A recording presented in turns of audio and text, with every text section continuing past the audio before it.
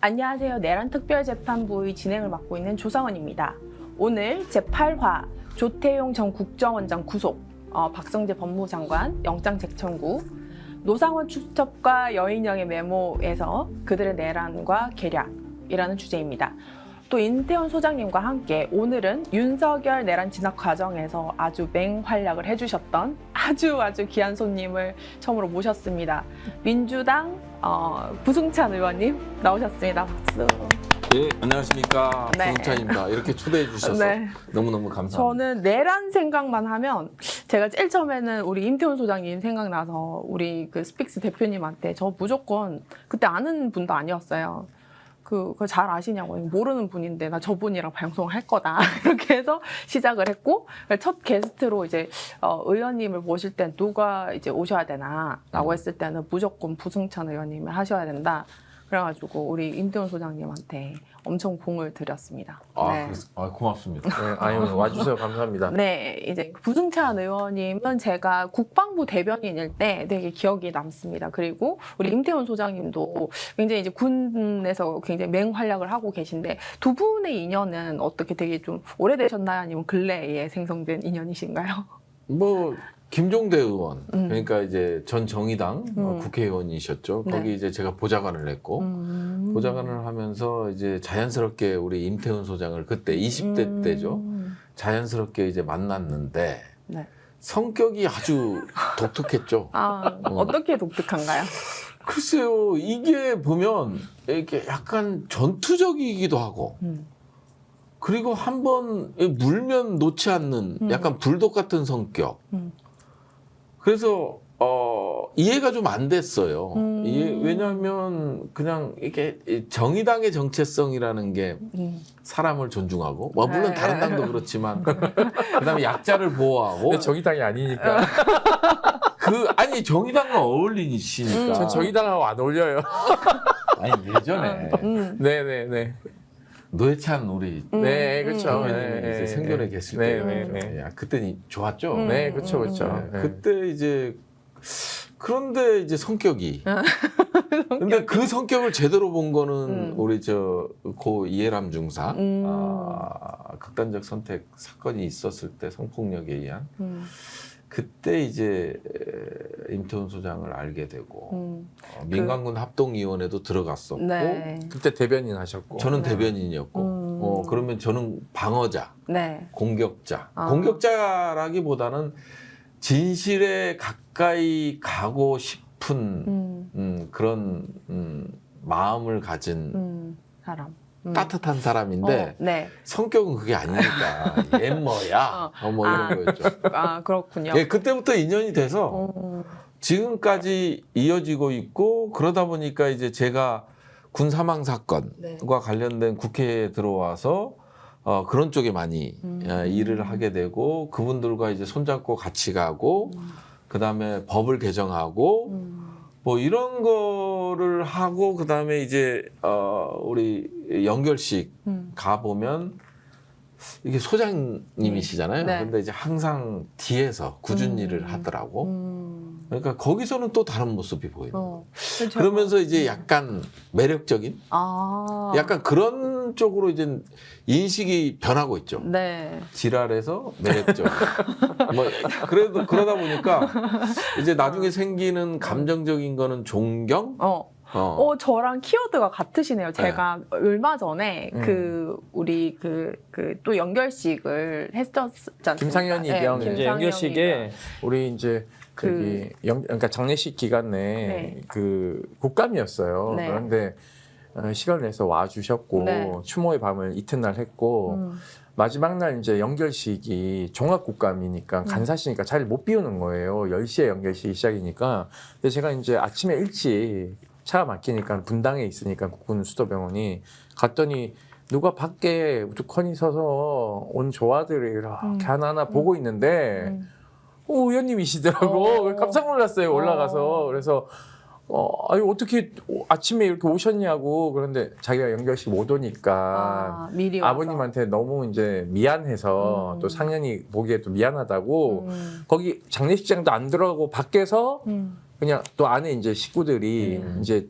준비하고 있으니까 바쁠까봐. 뭐 문 닫고 있으니까 또 결례일까봐 밖에서 우두커니 서서 그 온 조화들을 하나 이렇게 그렇죠. 보면서 네. 이렇게 뭔가 이렇게 생각에 깊이 잠긴 모습을 그때 약간 지적인 느낌이. 지적이었어. 아, 엄청 그렇구나. 지적이었어. 아, 그래서 내가 네네. 올라가서 너무 놀란 거예요. 오. 왜냐하면 내가 상상하던 모습이 거기는 그냥 아무도 없어야 되는데 네.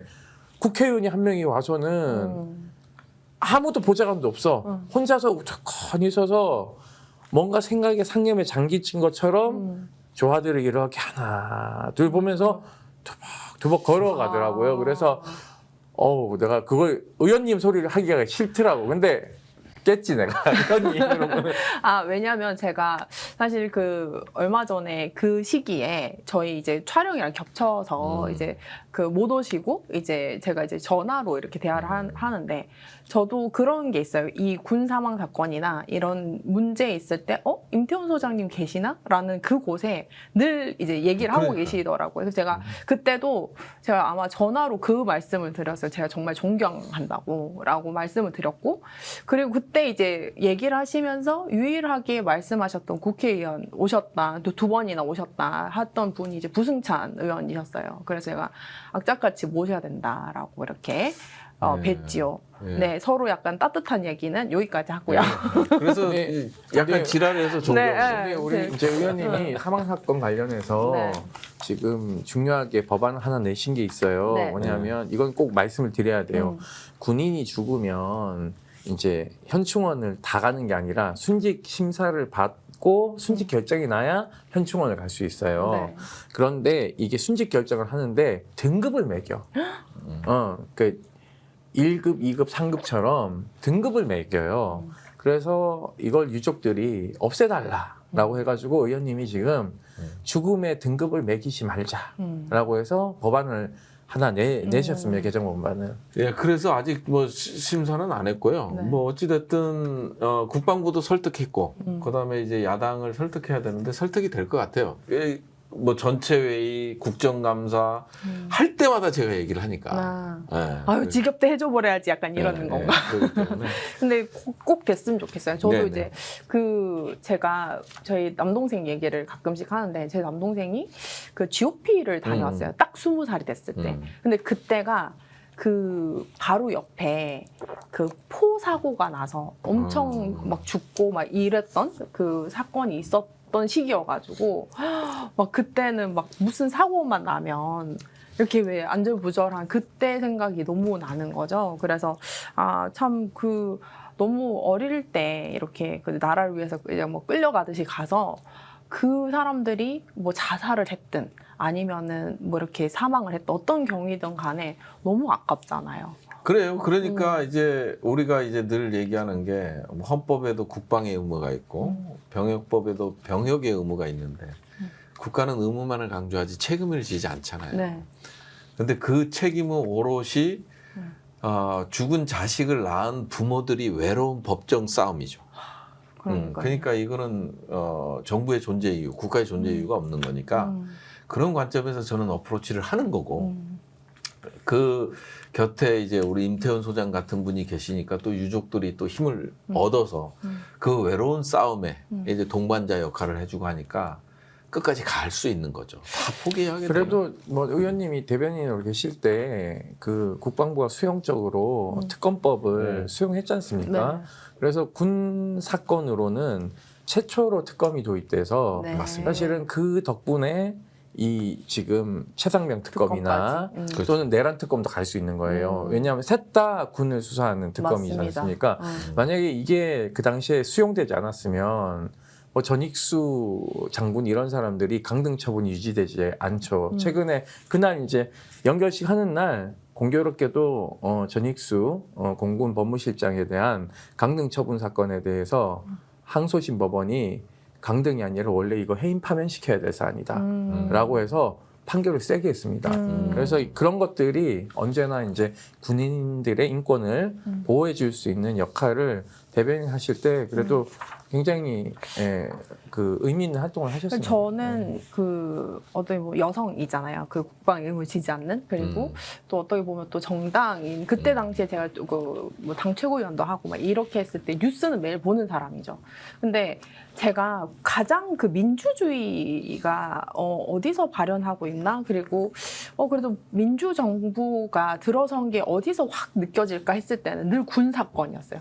굉장히 보수 정권은 굉장히 폐쇄적이고 굉장히 이런 강압적인 느낌이었다면 그래도 그동안 누적된 어떤 군 뭐 이렇게 뭐 사망 사건 이런 거를 그나마 어떤 그 이렇게 좀 최선을 다해서 좀 해결해 보려고 했던 그런 부분들이 그래도 뭐 문재인 정권 정부 때도 그렇죠, 그렇고 그렇죠. 이제 지금 이재명 정부까지 이어지는 그렇죠. 거 아닌가. 기무사도 그때 해편시켰지 않습니까? 네, 그래서 그렇습니다. 그 이분들 덕분에 그래도 이제 군이 여기까지 그래도 잘 왔지 않을까라는 두 분 모두에게 이제 존경의 마음을 내란 드립니다. 얘기 이제 들어가 보시죠. 네, 이제 내란 그래 왜 그러냐면 그렇게 아까운 목숨을 전부 다 도구화를 한 거 아닙니까? 그렇죠.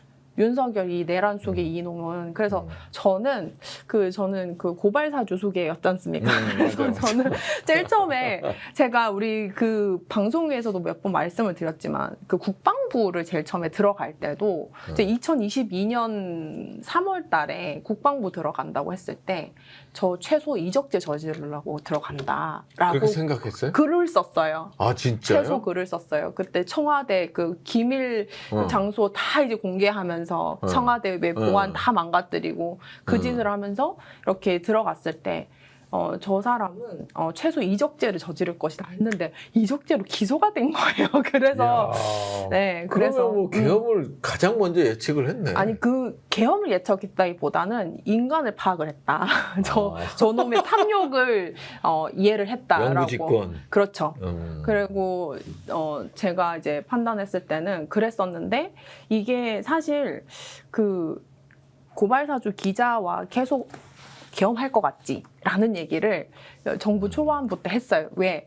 이게 뭐 우리 두 분이 이 굉장히 군사적인 부분에서 정보로 접근한 게 아니라 저희는 촉으로 접근했죠. 저 뭔 사건 저지른다. 저거 이적죄는 저지른다. 뭐 이러면서 저희가 그렇게 접근을 했는데 12월 3일이 돼버린 거예요. 저는 그날 그때 제가 밤새 울었던 기억이 나거든요. 막 통곡을 했어요 그날.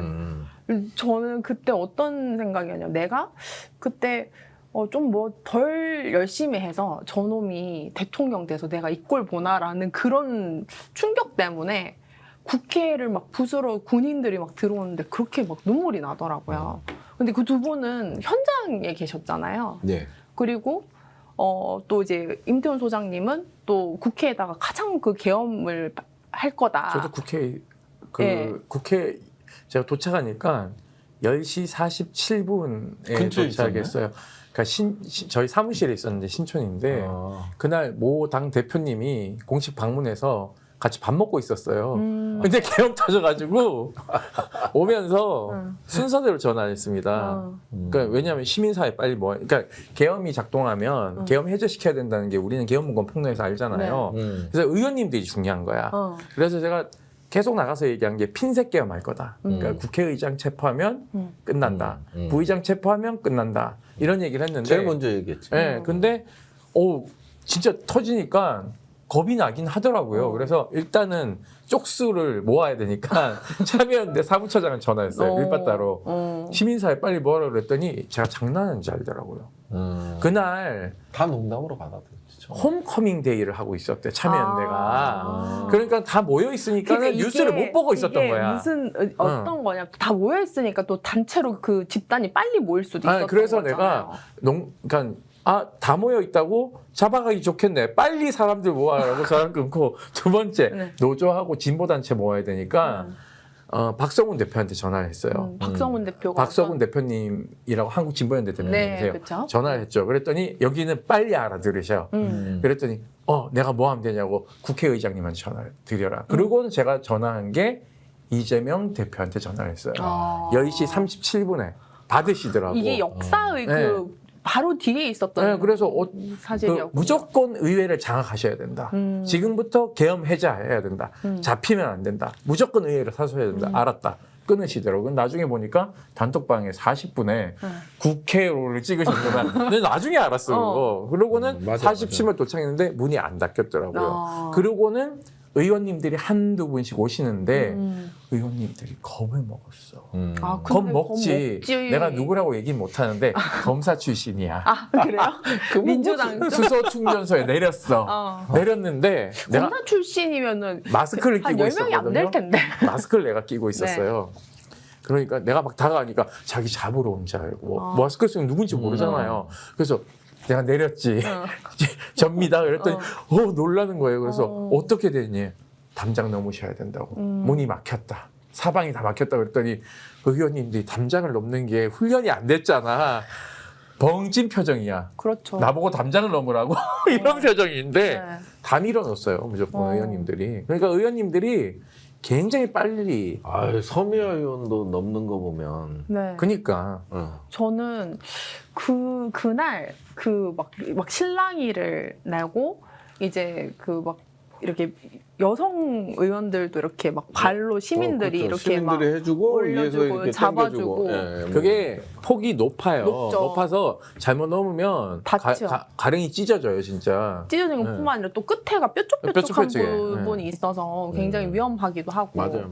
그러니까 의원님 계엄 편람, 그러니까 처음에 의장실에서 계엄 편람책을 달라 그러더라고요, 저한테. 그래서 왜 그러냐 그랬더니 그 계엄 해제를 해야 되기 때문에 계엄 편람책을 봐야 되는데 그래서 내가 화를 냈어. 이게 불법 친위 구태타인데 무슨 그 안건이 송부가 안건 그 전자 선고가 와야 돼요. 그쵸. 홍보가 와야지. 그래서 내가 그거 안 온다.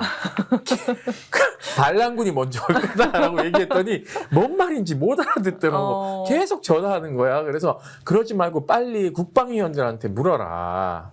국방위원장 국민의힘인데? 아니 여기 민주당 국방위원들한테 국방위원들. 위원들한테 빨리 민주당 소속 의원들한테 물어서 대응해야 된다라는 얘기를 했죠. 그래서 나중에 그거 수기로 했을 거예요. 그렇죠. 네. 이게 사실은 뭐 그때 상당히 다급했죠. 다급하고 제가 가장 답답했던 거는 의원님은 처음에 이거 딱 들었을 때 어떤 느낌이 있었어요? 어떻게 또 인지를 하셨어요? 이게 유튜브를 보는데 그 방송 대기 중이라는 글씨만 써 있고 SBS인지 뭔지 모르겠는데 써 있고 화면이 안 나오는 거예요. 근데 뭐 중대 발표를 한다는 거야. 야, 이게 뭘까? 그런데 나중에 27분 정도에 이제 윤석열이 딱 갔더니 시작되더니 30분인가? 네, 맞아요. 그거간에 막 비상계엄을 선포합니다. 이렇게. 야, 그거 라이브로 보셨군요. 예, 그냥 빵 때리고 튀어나갔죠. 튀어나가서 오니까 이제 저는 용인서 오니까 용인병이니까 오는데 차가 엄청 막혀 있는 거야. 그렇죠, 저는 밑으로 해서 연말이고. 삼정문을 통해서 올라오는 그 여의도 저 벚꽃 네네네. 그쪽에서 이렇게 올라오면 삼정문 소통관과 의원회관 사이 길로 오는데 제일 답답한 거는 뭐냐면 경찰들한테 얘기를 하는데 아무 얘기를 답변을 안 해주잖아. 답답하잖아요. 네. 답답해서 이제 저쪽 보니까 이제 저쪽 편에 보니까 약간 낮은 데서 이제 뛰어넘는 국회의원들이 보이는 거야. 야, 폴짝폴짝 이거 이렇게 내 집을 밤에. 뛰어넘어서 간다? 난 이게 용납이 안 되는 거. 그때도 자존심이 허락하지 않더라고. 그래서 한 바퀴를 이렇게 돌면서 이제 문마다 돌고 있는데 위에서 막 이제 헬리콥터가 다다다다 하면서 첫 1호기가 내리기 시작하는 거야.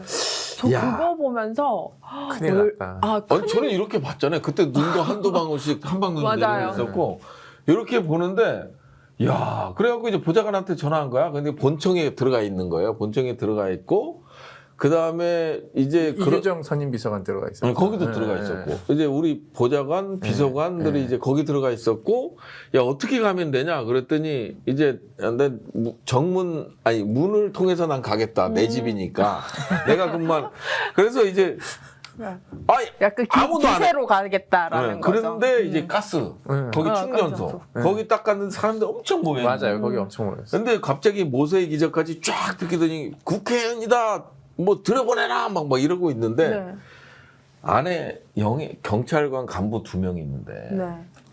국회의원인데 내가 담을 넘을 수도 있다. 근데 나는 내 근무지지 않냐. 나는 담을 넘기가 그치. 싫다.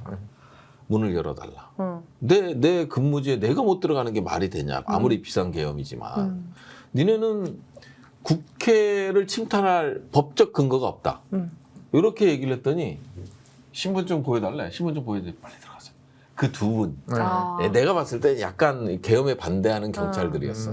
그때 그거- 이름을 알아놨어야 되는데 아. 안에 들어갔는데 우리 보좌관하고 통화하는데 지하 통로가 있잖아요. 네, 있죠. 네. 의원회관에서. 의원회관에서 이제 아, 그 그- 본청관 이제 막 국회 도서관 그때 쪽. 이제 네. 707 애들이 내렸으니까 내린 상태에서 막 그 본청으로 이제 진입 시도를 할 때였지. 그러니까 우리 보좌관이 지금 지하 1층은 열려 있으니 의원회관 위로 통해서 이제 들어가라는 위로 거지. 들어오면 안 이제 되고. 막힌다. 체포된다 이거지. 야, 그때 또 그 이제 30대 생각을 하는 거예요. 야, 나도 30대 때 한 주먹 했는데.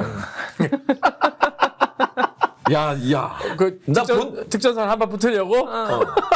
정문으로 갈게. 어우. 정문으로 갈게. 어. 그래서 막 그때 막 주진우 막 들어와 있고 막 맞아요. 이러더라고. 주진우 기자 막 들어와 있고 막 이런데 막 유튜브 촬영하고 막 삿대질 하고 있고 막 안기령이 보이고 막 이럴 때였어. 그런데 딱 해서 그 검은 옷을 입은 애를 이렇게 등 막 이렇게 밀고 본청으로 들어가려고 하니까 등을 이렇게 두들기니까 탁 돌아보더니 네. 내 국방인데 응. 국방의 간사인데 응. 들어가야겠어. 그랬더니 비키더라고. 어. 나 그래서 계엄 실패할 줄 알았지. 그냥 기세야, 기세. 그러니까. 계엄 기세가 그래서 중요해. 응. 우리 보좌관은 이제 잡힌다, 체포된다. 그러니 음. 지하로 와라. 아, 체포될 때 체포되더라도. 아, 그렇지. 아, 우리 박선원 의원은 그 생각을 하면서 왔대잖아. 어떤 생각을 하면 이거 도망가야 되나? 그다음에 맞으면 어떻게 해야 되나? 막 이 생각하면서 들어왔대잖아. 그러니까 저는 이게 근데 저는 그거 이제 그 당시에 그 옛날 사람. 아니요 그뿐만 아니라 이런 것 같아요. 제가 사실 그 당시에 모든 채널을 다 보고 전 그때 밤을 아예 24시간을 샜어요. 그러고 빨리 그 역적질했으면 죽어라고 빨리 막 그러면서 글을 밤새도록 한 50개를 쓴 거예요. 빨리 죽어라 하면서 이제 막 제가 이제 그때 해제되고 나서 이제 실패했으면 역적질하다 실패했으면 목숨 걸어라 막 이러면서 막 제가 이제 뭐 그렇게 계속 글을 쓰면서 이제 거의 그 때부터 뭐 청문회 모든 국정조사 이 과정에서 다 영상을 보는데 박선원 의원 그 에피소드도 듣고 우리 의원님도 에피소드를 이제 말씀하셨던 거 들었을 때 어떤 느낌이었냐면 군인이셨잖아요. 그러니까 군인 같이 했던 거예요. 국정원이셨잖아요. 그러니까 고문하고 이런 생각을 하셨던 것 같아요. 아니 진짜 이게 그러니까 자존심이 약간 근무지 네. 느낌으로 갔던 것 같아요. 자존심이 허락을 안 하더라고. 어떻게 내가 근무하는데 담벼락을 넘고 어떻게 내가 본회의장을 들어가는데 지하로 들어가고 이게 이 생각을 하니까 우리 보좌관은 이해가 안 되는 거지. 그렇죠. 야, 의원님이 문 잠깐 열렸을 때 그때 운 좋게 들어가신 게 그때 이제 서울청 경찰청 공공안전 차장인 오부명이 치안감이 무전을 때려요. 뭐냐면 맞아. 국회의원은 계엄 해제 권한이 있기 때문에 국회의원 출입을 막는 거는 헌법적으로 맞지 않다 해서 잠시 잠깐 열릴 아니 때 근데 네. 저는 열릴 때가 아니었어요. 아, 열릴 때 아니었어요? 네. 그 열릴 때 의원들이 많이 들어갔고 저는 여기 넘고 있었어, 그럼 다. 개인기로 들어가신 거예요. 아니 그 두 경찰관 네. 그러니까 개인기지. 그 두 분을 알았더라면 저도 저 보국 훈장 추천을 했을 텐데. 아니, 군인이 아니기 때문에 다른 뭐 아니 좌우지간, 좌우지간. 보국. 그래서 그래갖고 이제 어찌 됐든 그렇게 이제 들어갔죠. 들어가서 이제 계엄 해제 의결까지 하고 그런 과정이 있었죠. 그런데 이제 그 임태훈 소장님은 사실 뭐 여러 이제 저는 그런 것 같아요. 이제 기무사 계엄 문건도 이제 폭로를 하고 그러다 보니까 이제 계엄 방해로는 우리나라 1인자 아니신가 이런 생각을 사실은 계엄 해요. 작동이 뭐 의원님도 군 생활 하셨기 때문에 계엄 작동을 알지만 저희는 전체 작동에 대해서 그렇죠. 이제 알고 위수령도 사실은 이제 폐지시키고 해서 폐지시킨 게 이제 우리 임태훈 소장의 역할이 컸죠. 그러니까 위수령이 폐지됐으니까 사실은 망정이지 위수령부터 발동 작동했으면 네. 이제 사실 수방사 병력부터 밀고 들어오는 거라서. 근데 여튼간에 이제 계엄 작동 원리를 의원님들도 다 이제 학습을 하게 됐잖아요. 네. 그 시기를 거치면서. 그리고 무엇보다 시민들이 학습이 됐어. 맞아. 계엄 해제 의결 권한이 국회에 있다는 것을 네. 학습했기 때문에. 그리고 김민석 총리께서 예방주사를 놨고 계속 얘기를 예, 하셨죠. 계속 왕따다 가면서 나왔어. 아니 김민석 총리님이 나한테 네. 뭐라고 했냐면 네. 추석 전에 좀 보자고 자기 아무도 내 말 안 믿는다고 계엄한다고 하니까 나를 무슨 이제 막 가는구나 다 이런 표정을 지어서 근데 김어준 그 유공에 나가서 제가 계엄할 거다라고 얘기하는 걸 들으셨대. 네. 그래서 자기 말 맞다는 사람 처음인데 좀 보자 해서 제가 추석 끝나고 들어갔거든요. 네. 들어갔더니 너무 반가워하시는 거예요. 그러더니 왜 맞다고 얘기하는지 좀 설명을 해보래. 그러니까 그래서 이런 거는 설명을 다 했지. 김민석 총리는 촉이었고 근거가 필요하면 우리 임태훈 소장님한테 여쭸던 걸까요? 아니 그러니까 자기가 제보 받은 게 있는데 제보 받아. 제보 받은 게 있는데 제보자를 누구다라고 얘기할 수는 없잖아요. 없죠. 그러니까는 자기는 있는 제보 받은 걸 그대로 얘기했을 뿐인데 이걸 마치 약간 음모론적으로 얘기를 하니까 사람들 분위기가 그때 김민석 너무 오버하네. 뭐 심지어는 민주당 안에서 민주당 안에서 그랬고 아유, 민주당 우리 서울의 봄 팀이 꾸려졌잖아요. 네. 그래서 이제 계엄법 서울의 봄팀이 어떤 건가요? 그러니까 이제 계엄을 예측한 사인이 만난 그 사이 누구예요? 김민석. 네. 그다음에 김병주, 박선원 저. 네, 그 국방위원들. 그래서 이제 계엄법 개정안 만들어내고 네. 이런 식으로 해갖고 계엄을 원천적으로 금지하는. 이번 계엄에서 맹활약하셨던 네 분이 이제 네, 그 서울의 봄팀이네요. 서울의 봄팀이 이걸 예측했는데 이름 누가 지으셨어요? 서울의 봄팀 그때 영화 한참 유행하고 유행해가지고 우리 저거 하자 이렇게 된 거예요. 그때 또 그때가 이제 그거잖아요. 예, 정승화 총장 네. 뭐 하고 이제 쿠데타가 일어났을 때니까 12.12 쿠데타가 일어났을 때니까 이걸 막자. 그래서 이제 서울의 봄이라는 이제 영화 제목을 가지고 해서 이제 입법을 한 거죠. 그러면 그 이전에 네. 우리 의원님은 그러니까 김민석 총리는 어떤 제보를 받아서 인지를 하기 시작했다고 하면 우리 의원님은 어떤 부분에서 제가 저는 이제 계엄을 하겠다라는 판단하셨어요? 6월 달에 페이스북에 글을 쓴 게 있어요. 지난해 6월. 네. 페이스북에 글을 썼는데 뭐냐면 계엄 예측을 했죠. 뭐냐면 저는 이 오물풍선 우리 대북 전단 살포. 네. 이게 민간이 아니라 그다음에 이제 이 군이 동원되고 그다음에 뭐냐면 이제 맞대응을 하잖아요. 네. 그러니까 우리 대북 전단만 막으면 항공안전법상에 승인된 초소형 비행체에 대한 초소형 비행체에 해당하는 거예요. 2km 이상의 초소형 비행체로 분류되는 드론, 그다음에 풍선 뭐 이런 것들을 DMZ 넘어 날리는 거는 승인을 받게끔 돼 있어요. 그쵸. 근처에서도 승인을 받게끔 했는데 이게 항공안전법에 국토부 장관이 국방부 장관으로 위임을 해요. 이 군사지역 인근에 DMZ 인근에서의 비행에 대해서는 국방부 장관이 승인이다. 근데 이제 거기서 이제 장관 고시를 내린단 말이에요. 네. 합참의 승인을 받고 거기서 대북 전단위가 됐던 뭐 드론이 됐든 날려라. 요렇게 해서 이제 국방부 장관 고시가 나왔고 그다음에 이게 승인을 받지 않는 날리는 살포하는 행위에 대해서는 단속하게끔 돼 있어요. 그렇죠. 경찰과 합동. 네. 이게 법에 명시된 거예요. 그걸 안 하기. 그걸 안 하는 거예요. 이상하게. 그러면서 이제 김명수 합참의장을 불러갖고 계속 이거에 대해서 질문했는데 이 직무유익이다. 왜 안 하냐. 근데 이게 답변이 이상해.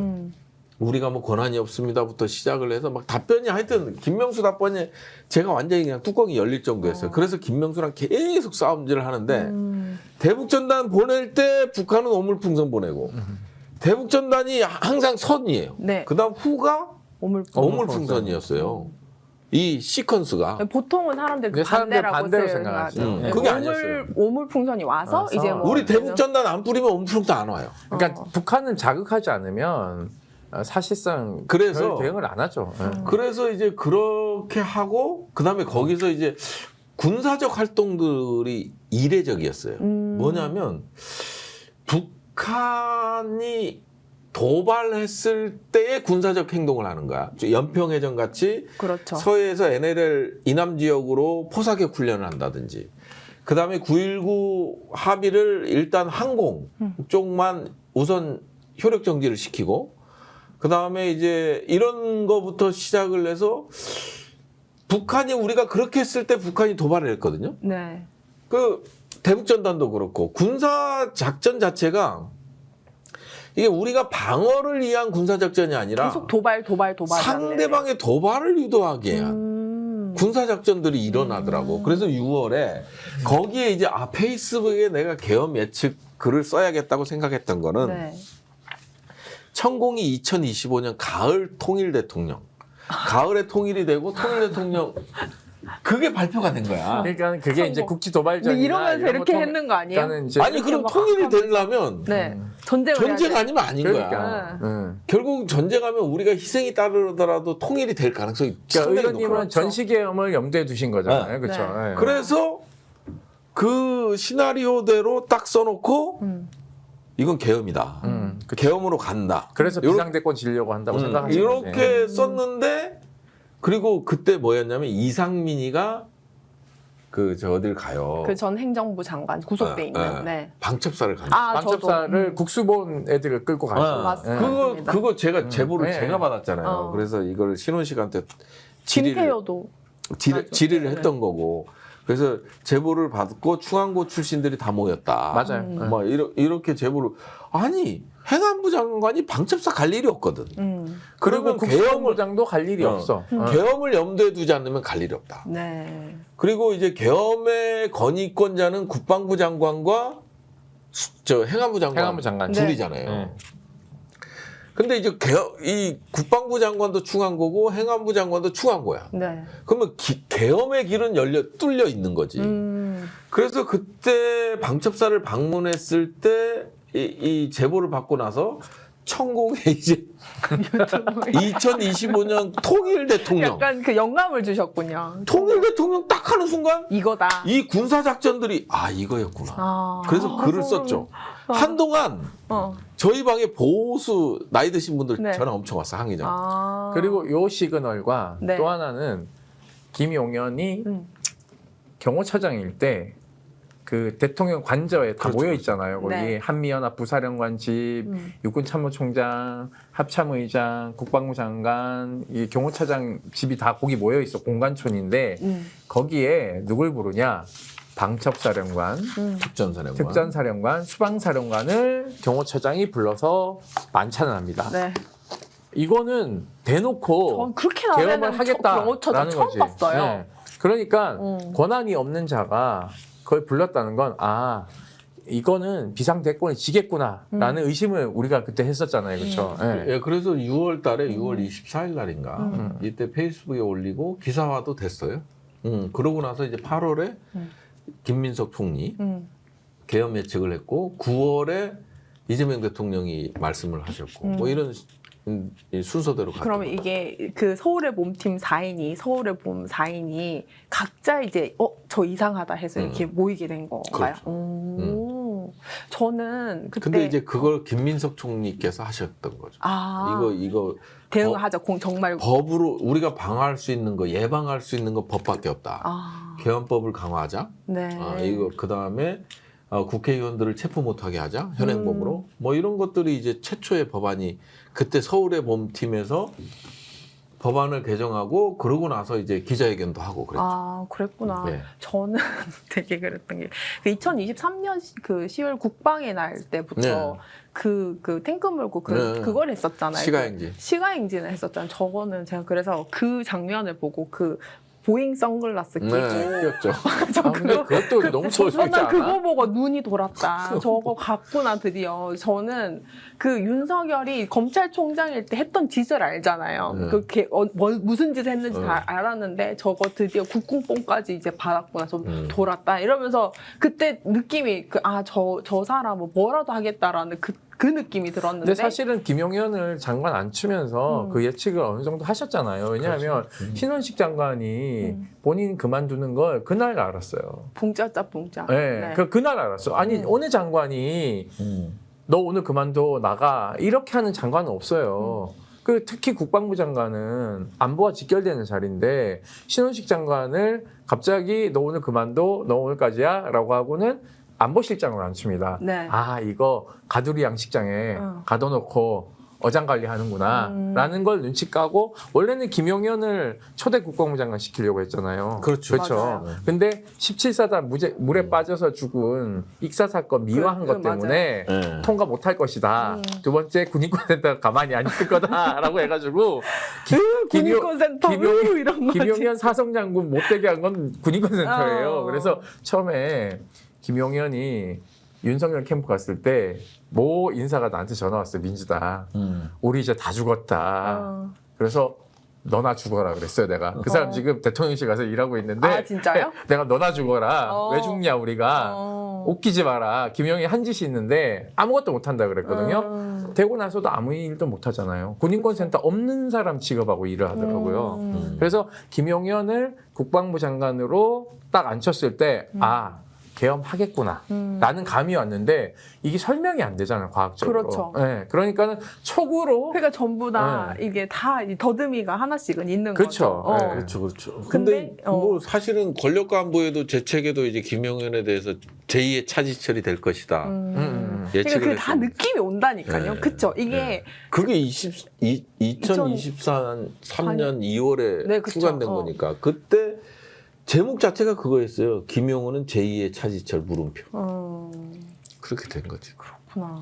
그래서 이분들의 촉 덕분에도 이제 계엄들을 막았다 이렇게 정리를 하고 보는 넘어갔습니다. 일은 비슷한 것 같아요. 아니 그거보다 하도 이상한 놈들이니까 그러니까 이상한 놈 옆에 이상한 놈 이상한 놈 옆에 진짜 또 이상한 놈 이런 느낌이잖아요. 지금 보면 그 계엄 지금 그렇지 않나요? 이렇게 전 딱 보면은 어떻게 제가 이런 얘기하면 좀 그런데 생긴 상도 어떻게 저렇지? 이런 사람들만 다 모아놓고 그리고 또 이제 약간은 그러니까 말을 하거나 이런 부분들이 진짜 제가 눈빛이 같다. 지금 요번에 이제 검난이 일으키는 검사들도 그 법사에 나왔을 때 눈이 다 같지 않습니까? 아, 그렇죠. 그 공무원의 눈빛이 아니잖아요. 공무원이 아니. 공직자의 눈빛이 아니에요. 그 사람도 한번 해보자, 붙어보자 이런 표정들이었거든요. 뭐 사법부도 비슷하지 않아요? 네, 지금 그러니까 저도 지금 제가 굉장히 천대엽도 눈빛이 바뀌더만. 맞아요. 예. 이렇게 웃으면서 그렇게 되는데 그런 사람들이 다 이제 언제냐 우리 윤석열 때 다 임명이 됐던 사람들이 이제 지금 대다수였지 않습니까? 그래서 진짜로 끼리끼리 논다라는 그런 약간 뭐 굉장히 클래식한 어떤 그 명제가 근데 그 다시금. 끼리끼리의 최대 요즘 그 매칭은 누구냐면 임성근의 변호인 네. 누구인지 아시죠? 네. 법제처장 이완규? 이완규가 변호인이 됐어요. 그래서 구속되고 나서 임성근이 입을 조금 열다가 이완규가 왔어. 라는 임성근이 이완규를 선임한 게 아니라 이완규가 와서 선임을 당했어. 그러더니 입을 닫기 시작했어. 그러니까 이거는 이완규가 임성근 입을 봉하러 온 거예요. 그렇죠. 입막음하려고. 그렇죠. 왜냐하면 윤석열이 그렇죠. 윤석열 김건희 이게 지금 종교계 김장한 목사 이철규 의원 뭐 이런 거 다 연결됐잖아요. 그러니까 여기서 그냥 너만 죽고 더 얘기하면 어떻게 되냐. 줄줄이 사탕으로 지금 수사외압 가담자들이 엮여 나오는 거고 또 하나는 저는 그런 것 같아요. 그 지역구에 그 상대방 경선 나는 이 사람이 아직도 숨어 있다고 생각해. 아니 왜냐하면 이완규 법제처장이 임성근하고 관계가 없잖아요. 근데 갑자기 왔어. 그 입을 봉이네. 그러니까 저는 내란은 어차피 외환죄 일반 이적죄로 형을 받을 건데 이것까지 더해지면 윤석열 이제 끝장난다라고 생각한 거 같아요. 그러면 그 임성근하고 이완규를 분리시켜야 되는데 특검이 빨리 움직여야 되네. 삼청동 안 가. 박성재만 이제 영장이 발부됐잖아요. 네. 이제 아니, 실질 심사해요. 아니 그 영장 청구가 청구, 됐잖아. 재청구를 내일 실질 심사하잖아요. 네. 13일이니까 네, 맞습니다. 오전에 실질 심사하는데. 요건 들어가겠죠? 이번 들어가겠죠. 네, 들어가야 됩니다. 조태용이 들어갔기 때문에 뭐 조금 네. 저는 들어가는 게 맞다고 보는데 네. 박성재가 제일 많은 역할을 했죠. 영장 전담 4인방이 있기 때문에 3인방에서 4인방으로 늘었나요? 4인방이요? 4인방이 4명이잖아요. 4명. 아니 한 분은 그래도 뭐 아니에요. 아니야. 그 4인방이나 똑같은 것들이라고 생각합니다. 아니 그래도 그렇군요. 이번에 조태용이 들어간 거를 그거는 보면 그거는 발부를 해줄 수밖에 없어. 네. 왜냐하면 계속 기각시킬 수 없으니까. 그렇다면 네. 이제 내란 진압 오늘까지 수사와 재판 상황을 좀 살펴보겠습니다. 이제 내란에 가장 밀접한 부분부터 누구보다 이제 군을 잘 아는 두 분을 모시니까 이야기하다가 이 에피소드만 풀어도 거의 한 매주 오셔야 될 것 같은데. 그러니까 이거 언제 풀어요 이거. 그러니까요. 그래서 이제 내란 특검 수사와 관련해서 오늘 중요 뉴스들을 조금 살펴보겠습니다. 네. 그 황교안 내란 선동 등의 혐의로 체포가 됐고요. 네. 이제 특검에 이제 끌려갔습니다. 인치가 네. 됐습니다. 그리고 지난번 구속영장 아니죠. 그러니까 압수수색 압수수색 영장을 영장. 방해했죠. 네, 맞습니다. 그 특수공무집행 방해도 추가해야겠네. 그래서 이제 아마 체포영장과 이제 오늘 압수영장까지 같이 이제 그 쳤던 것 같습니다. 그리고 조태용 전 국정원장 구속이 됐고요. 이제 박성재 그 법무장관이 영장 재청구가 됐습니다. 그리고 노상원 수첩이 해독이 돼서 해독이 됐다. 그리고 이제 방첩사령관 여인영의 메모가 이제 공개가 되면서 이제 윤석열, 여인영, 김용현 등이 이적대로 기소가 됐고요. 이런 부분들이 이제 굉장히 이제 한 중간으로 점점 그 내란의 그 한 중간의 모습으로 이제 들어가는 것 같습니다.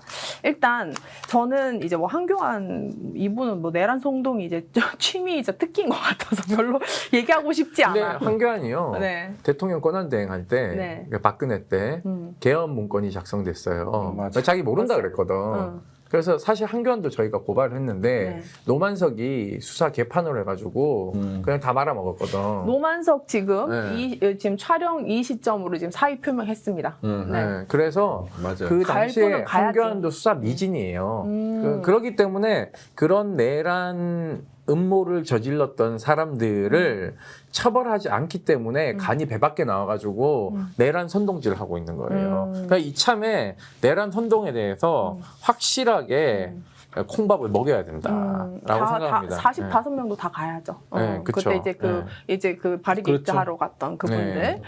네, 그래서 저는 이제 굉장히 좀 특이한 부분이 이제 조태용 전 국정원장의 구속이에요. 네. 근데 이제 그 사실 그 지금 내란 중요 임무 종사의 어떤 그 혐의로 구속영장 청구하지는 않았고 이제 국정원법 위반으로 등으로 네. 이제 했는데 이제 사실 조태용은 왜 구속이 됐을까? 왜냐면 박성재는 그렇게 이제 CCTV까지 나왔는데 구속이 안 됐었고 당시에는 이제 조태용 국정원장은 당시 현장에 있지도 않았고 그리고 이제 국무위원도 아니기 때문에 이 사람에 대해서는 내란과 직접적으로 연결을 시킬 그건 수 딱 있을까? 하나예요. 검사가 아니잖아요. 아, 네. 아니 그겁니다. 대한민국은 검사냐 아니냐로 나뉘는 거예요. 그러면 검사는 절대 영장을 피해가. 그러면 박성재 기각인가요? 아니 이제 이번에 조은석이 한번 기각됐으니까 조은석 특검이 네. 구멍 난 것들을 잘 메웠으면 영장이 발부되는 것이고 네. 그럼에도 불구하고 이 수사는 검사들이 합니다. 네. 그러니까 검사들이 뒷문을 왜 우리 시진핑 그 주석한테 물었잖아요. 백도? 샤오미 이거 통신 보안 천천하냐 그랬더니 뒷문이 있는 자기네가 이렇게 얘기했잖아요. 뒷문을 우리가 안 보이는 우리가 못 보는 뒷문들을 숭숭숭 열어두면 꼭 거기로 영장 전담 판사들이 그 구멍을 열어주더라고요. 이 조태용은 저는 크게 이제 구속 사유가 두 가지를 보는데요. 하나는 이제 뭐니 해도 국정원법 위반이죠. 그렇죠. 정치 관여와 관련돼서 이제 국민의힘 측에다가는 홍장원 CCTV 동영상을 제공하고 민주당이 진짜 요구했었거든요. 민주당이 이제 본인의 CCTV 그러면 확인을 해야 되니까 제출을 요구했을 때 이제 국가 안보를 이유로 거부했던 거. 네. 이건 명백한 정치 관여거든요. 그리고 지금 오늘 그 밝혀졌던 내용들이 이제 조태용 국정원장이 윤석열 전 네, 맞아요. 윤석열 내란 그 얘기도 중계와 이제 하려고 네. 했는데. 네, 말씀 주세요. 아니. 뭐. 그래서 이제 결국은 또 이제 비아폰 그렇죠. 홍장원 전 1차장하고 윤석열이 통화를 했잖아요. 맞습니다. 통화를 하고 이제 통화한 내역과 관련돼서 이 조태용이 나서갖고 비아폰 박종준 네. 전 경호처장하고 전화 통화 이후에 비아폰 그 통화 기록이 삭제가 됐거든요. 네. 이건 정말 증거인멸의 그렇죠. 우려가 큰 거였잖아요. 그래서 증거인멸의 이두 가지가 이 두 네. 가지가 사실은 엄청 가장 컸죠. 중요한 부분인 것 같습니다. 근데 저는 제가 그 조태용 전 국정원장 역할이 무엇이었을까? 응? 역할. 저는 역할은 없었어 보여요. 없었어. 저는 네. 왜냐하면 그걸 왜 홍장원 1차장한테 전화를 했을까요? 아니 저는 어떤 거였냐면 제가 그게 미스예요. 미스였어요. 나는 큰 미스라고 생각해요. 왜냐하면 여인형이 전화해서 선배님 도와주세요. 이재명이 어디 있는지 모른다. 이재명 위치 추적 좀 해달라 그러는데 전화를 잘못했지. 그러니까 여인형이 실무를 모르는 거예요. 국정원은 더 이상 국내 파트 파트를 없기 때문에 어디에 전화해야 되냐면 국수본부장이나 경찰로요. 경찰청에서 여기 소방에 해도 돼. 사실은 위치 추적을 하는 거니까. 왜냐면 방첩사는 위치 추적 기능까지는 없잖아요. 네. 근데 이제 경찰은 물론 영장을 통해서 위치 추적이 가능하지만 네. 그렇죠. 이런 계엄 상황이기 때문에 위치 추적이 가능하잖아요. 네. 그래서 이제 그렇게 했어야 되는데 국정원에다 전화를 하니까 그 홍장원 얘 뭐야 얘? 그렇지. 사실. 잘못 거셨습니다. 아니지. 홍장원은 절대 그렇게 얘기 안 하죠. 왜냐면 홍장원도 국정원이고 육사 출신이에요. 그렇죠. 이 사람이 공작 관련해서 잘 알기 때문에 되는 것처럼 얘기하잖아요. 그래서 시간 끌게 마치 보이스피싱 전화 받고 기뻐하면서 아니죠. 왜냐하면 일부러 길게 대화하거든. 왜냐하면 이 사람이 다른 범죄 못하도록 그렇죠. 길게 대화하듯이 홍장원이 길게 대답을 합니다. 그러면서 자기가 궁금한 점들을 물어보잖아요. 그래서 여인형도 사실은 이 치밀하게 계획에 있어서 실무 점검을 제대로 못하고 계엄을 했다. 그러니까 본인은 합수본부장 하면 내 말 다 들을 거야. 이렇게 생각하고 계엄을 실행한 것 같아요. 저는 그 당시예요. 그 당시 1월, 2월 달 그때 이제 그 한참 국회에서 청문회하고 국정조사 했을 때 조태용 국정원장이 굉장히 당당하게 자기는 미국 출장 준비를 하고 있었다 그랬었거든요. 저는 그 얘기를 듣자마자 계엄 성공 후에 승인 받으려고 준비를 했구나. 라는 생각이 들더라고요. 그러니까 국정원장이 이제 어쨌든 트럼프 정부에다가 이제 물론 지금의 정부가 당시 이제 윤석열 정부이긴 하지만 결국은 이거 군사 행위를 해서 비상계엄이면은 여러 이제 군사 한미 동맹이나 군사 조약이나 여러 가지들의 어떤 위반되는 부분들에 협조가 필요할 거 아닙니까? 그래서 저는 내부에서는 이제 전부 이렇게 뭐 각종 전 군단 사령관들이 움직이고 그다음에 조태용은 이제 국정원장이긴 하지만 사실 외교부 장관도 했었잖아요. 그 주민회사도 했고 그래서 이 사람이 자기는 그 알리바이를 만드는 느낌으로 난 그 자리에 없었기 때문에 난 괜찮아라고 했는데 저는 그 역대 우리나라 역사에서 그 쿠데타랑 그 다음에 어떤 그 군사 행위 이런 걸 했을 때 국정원이 개입 안 된 적이 없었잖아요. 그렇죠. 네. 그래서 저는 이 사람이 그 미국 승인 받으러 이제 준비를 했구나라는 저는 그런 생각을 했었거든요. 근데 이제 하나 안 밝혀진 게 있잖아요. 네. 그 밝혀졌나요? 어떤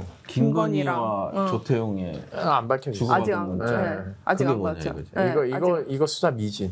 아직. 그게 아직 안 밝혀졌네. 네, 그거 해야죠. 네. 근데 지금 특검도 수사기한이 지금 한 달밖에 안 남았기 때문에 내란 특검이요. 네. 그래서 아마 추경호 정도 네. 그 기소 붙이고 구속이 되든 안 되든 기소는 반드시 붙일 거니까는요. 나머지에 대해서는 군 사령관 정도 하나 정도 더 하고 아마 수사를 종결해야 될 시기가 온 것 같습니다. 그러면 거의 이렇게 찍먹하고 이렇게 넘어가는 느낌, 내란 찍먹 이런 느낌으로 그렇죠. 지나가는 그러다 거 아닙니까? 보니까 이제 결국은 우리가 이제 친일 청산을 못해서 지금 여기까지 온 거잖아요. 그렇죠. 사실은. 그렇죠. 그래서 이재명 대통령이 어제 아니 세게 세게 이제 헌법 존중 네. TF를 만들었는데 그래서 좀 아쉬운 부분이 참 많아요. 네. 열심히는 하고 있지만 열심히 왜냐하면 이게 전 군단을 이용해서 또 친일 쿠데타가 있으니까 친일 쿠데타를 했다 보니까 모든 이 정부 자체가 쿠데타를 위해서 몇 년 준비를 한 거잖아. 이거를 사실 몇 개월의 특검이 어떻게 다 방대하게 수사를 할 수 있겠습니까? 특검법 나중에 한번 이제 의원님도 들여다 보셔야겠지만 특검이 한계가 있어요. 일단 그 수사 경험이 있는 검사를 했던 사람이 해야 되는데 그런 경험이 많지 않아요. 사람들 중에서. 그러니까 특수통이 해야 되는 상황이 있는 거고. 그래서 아니, 공안이나. 그렇죠. 그래서 특검을 조금 미국이나 유럽처럼 완화해야 된다. 예를 들면 로스쿨 교수라든가 이런 이 형법학자들이나 이런 사람들이 전문가들. 왜냐하면 워터게이트 사건도 맞아요. 로스쿨 교수가 했거든요. 네. 그래서 조금 이거 문턱을 좀 낮출 필요가 있다. 첫 번째. 두 번째는 이게 검사들이 파견을 받잖아요. 네. 그래서 사실은 엄밀하게 얘기하면 특검과 특검보가 공소유지를 하는 건데 실무 공소유지는 파견 검사들이 합니다. 맞습니다. 그러니까 얘네들이 검찰청 없앤다 그러니까 태업했죠. 태업하고 안에서 시위하고 있는 거예요. 그러니까 얘네들이 안 움직이면 특검과 특검보들이 손발이 묶이는 상황이 되더라고요. 그래서 이거에 대한 한계점이 명확해서 우리 변호사들을 특별수사관으로 채용하지 않습니까? 네. 이 특별수사관들도 검사의 공소유지 권한을 줘야지만이 된다. 특검이 네, 그 그래야지만이 네. 검찰에서 파견온 검사들, 뭐 군검사, 군사경찰, 경찰들을 대체할 수 있게끔 법을 완화해야지 특검이 쉬울 수 있다. 세 번째, 예산. 그렇죠. 이게 어떤 의미냐면요. 파견 온 사람들은 자기 조직에서 월급을 받아요. 그러니까는 분봉 말고도 여타 수당들을 다 받는데 여기 새로 임명된, 그러니까 변호사하다 들어온 사람들은 월급 얼마인지 아세요? 5급이면 350 받아. 변호사 350 받고 누가 와서 일을 해요? 밤새 하는데. 그러니까 이것도 예산을 좀 들여다보고 5급을 기준으로 이제 특별수사관 채용하는 거죠. 5급 변호사가 350 받아요. 사건을 밖에서 하면 월 건당, 수입이 1,000만 원 넘는데 그러니까 그만큼 안 받아도 되지만 너무 낮다. 그러다 보니 특별수사관을 다 안 하려고 해요. 네. 내가 이렇게 봉사 열심히 하는데 월급이 너무 작아요. 이런 약간 게 있기 때문에. 덕후들만 할 수 있나? 맞아. 덕후들. 돈 안 줘도 하고 싶은 사람들. 네. 아, 그렇구나. 그래서 나중에 뭐 특검법에 대해서 한번 들여다보실 필요가 있다라는 네. 말씀을 드리고 싶습니다. 예. 오늘 잘 듣고 가셔서 좀 잘해주셨으면 좋겠습니다. 예. 네, 그리고 사실 이 부분이 저는 드디어 이제 여기까지 왔구나 싶었습니다. 이제 윤석열과 김용현과 이제 여인영이 이적죄로 이제 추가 기소가 됐습니다. 이제 헌정사상 최초로 그 대통령 이적죄로 기소가 됐습니다. 그러니까 이런 놈이 이제 대통령 됐다는 거예요. 제가 그때 4년 전 절대 저놈 안 된다 얘기를 했는데 절대 이거 하면 나라 망한다고 얘기를 했는데 근데 이렇게 이게 됐어요. 방첩사 이거 어떻게 해야 돼요? 아니 무슨 이적재 최초의 대통령 아니에요. 맞습니다. 그러니까 이제 국가를 담보로 해서 이제 영구집권을 노렸던 행위이기 때문에 이적죄로 간 거죠. 근데 이제 우리가 이제 형법도 개정의 필요성이 있는 거죠. 뭐냐면 북한이라는 국가와 통모했다라는 걸 입증하기 어렵고. 그 다음에 이제 북한을 외국으로 보기도 어려운 거 아니에요. 맞아요. 그것 때문에 이제 외환의 죄를 졌는데 이 적용할 법이 이적밖에 없는 거 아니에요. 그렇죠. 그러니까 상당히 사실 근데 낮은 거지. 그러니까 이게 무슨 현직 얘기냐면 대통령이 이적죄 저지른다고 그러니까 상상력이 부족했던 거예요. 우리 의원님이 헌법 몇 만든 가지- 사람들이. 몇 가지 아니 그게 53년도에 형법이 만들어졌는데 네. 그때 이제 만들어 놓은 거예요. 그러니까 이제 53년도에 이제 형법을 만들면서 우리의 이제 외국 그러니까 북한은 그때 당시만 해도 완전히 그냥 한민족이고 그쵸. 전쟁 중이었잖아요. 맞습니다. 그러다 보니까 이거를 외국이라고 보긴 어렵잖아. 맞습니다. 그러니까 외환 유치죄가 일본도 마찬가지거든요. 일본 같은 경우는 이제 뭐 분단이 되거나 이러지 않기 때문에 외국이 명확하잖아요. 그러니까 이런 법들, 그 다음에 독일법도 애초에 외국과 통모하여 뭐 이런 식으로 됐다가 나중에 바뀌었거든요. 네. 그러다 보니까 이제 그 밑에 단계 외환죄는 사형밖에 없잖아요. 네. 외환죄는. 사형 무기. 네. 근데 이제 그 외환죄 같이 이렇게 하면은 되는데 일반 이적은 3년 이상인가? 네. 무기 3년 또는 이상. 3년 이상. 그렇게 돼 있는데 이 법도 이제 개정이 필요하다. 그게 아니라 이제 국민의 생명을 담보로 해서 어떤 행위를 했을 때 네. 이런 행위를 외환죄의 영역에 넣어야지 지금 이 빈틈이 생겨버리는 거 아니에요. 그러니까 외환죄로 외환죄를 그러니까 이게- 적용하고 싶어도 못하는. 이게 지금 의원님이 얘기 무슨 얘기냐면 몽골에서 정보사 요원들이 맞습니다. 체포되잖아요. 그 얘기를 이제 하시는 거예요. 그러니까 외국과 통모, 그러니까는 북한하고 왜냐하면 몽골 정보 당국이 도청을 하다가 네. 예, 이상한 분들 왔다 갔다 한국 하는 거지. 정보사 요원들이 북한 대사관하고 만나려고 하는 걸 도감청을 했어. 음. 그래서 얘들을 미리 싹 잡아들여요. 그게 대거 체포인데. 그래서 문상어 열심히 뛰어. 네, 그러니까 그 의원님 얘기 무슨 얘기냐면 나는 그 정보사 그 정예위 요원들이 가가지고 몽골에서 왜 잡혀요 거기서? 아니 그러니까 몽골 진짜? 아니 몽골도 아니, 정보 다 당국이 정예 있어. 요원이라고 생각하지 마요. 아, 우리 근데 거기도 아웃라이어들이 있는 거야. 지금 말하자면 정말 이게 이 길로 가는 사람이 있는가 하면 이거 아닌 것 같은데. 아니 보면 그때 국정원인가 네. 인도네시아 그 네. 호텔 들어갔다가 걸린 네, 맞아요. 그 비행기 그 방사 T50 어, 유출 그거 호텔에서 그거 몰래 훔치다가 걸리잖아요. 국정원. 그러니까 그래도- 다 블랙 그다음에 뭐 공작원 이러면 그냥 뭐 영화에서 볼 영화 한 편의 영화 저기 보는 것 같은 한마디로 얘기하면 절도범이야.